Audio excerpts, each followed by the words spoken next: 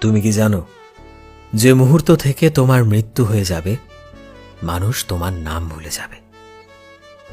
তোমার নিজের মানুষ, যাদের খুশি করার জন্য তুমি সব চেষ্টাই করেছ, তারা তোমায় বডি বলে ডাকবে। বডিকে ওঠাও, বডিকে নিয়ে যাও। এজন্য অন্য কাউকে নয়, নিজেকে খুশি করতে এফোর্ট দাও। কিছু কেনার হলে আগে নিজের জন্য কেনো। হাসতে ভালো লাগলে প্রাণ খুলে হাসো। জীবনে যেখানে গেলে শান্তি পাবে, সেখানে চলে যাও। আর নিজের খুশির জন্যই বাঁচতে শুরু করো।